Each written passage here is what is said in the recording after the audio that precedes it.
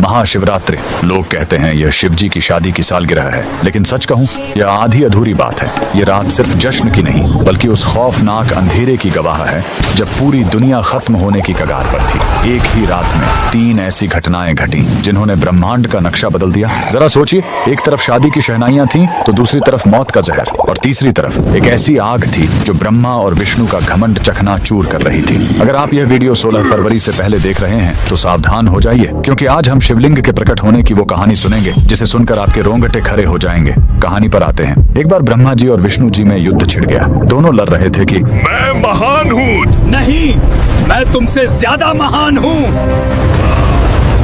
उनका यह घमंड जब दुनिया का संतुलन बिगाड़ने लगा, तब अचानक उनके बीच एक विशाल अनंत अग्नि स्तंभ प्रकट हुआ। वह आग का एक ऐसा खंभा था जिसका न कोई शुरुआत था न अंत। उस स्तंभ से एक भारी आवाज आई, जो मेरे आखिरी सिरे को खोज लेगा वही महान होगा।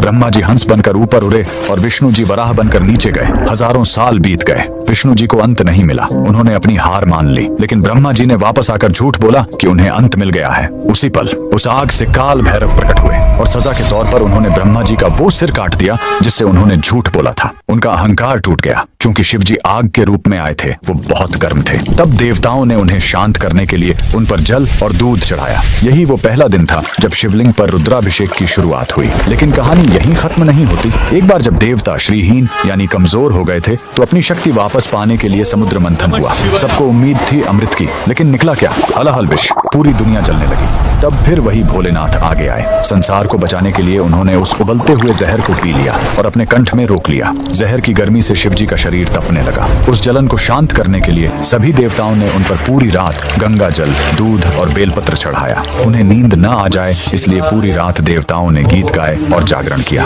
यही वजह है कि महाशिवरात्रि पर हम पूरी रात जागते हैं। लेकिन रुको, यह रात इतनी डरावनी भी नहीं है। इसी रात प्रेम की जीत भी हुई थी। जब माता सती ने अपने प्राण त्यागे थे तो शिव जी पूरी तरह टूट गए थे। वो वैरागी बन गए, दुनिया छोड़कर समाधि में चले गए। तब माता सती ने पार्वती के रूप में जन्म लिया। उन्होंने हजारों साल तक कठोर तपस्या की, सिर्फ अपने शिव को वापस पाने के लिए।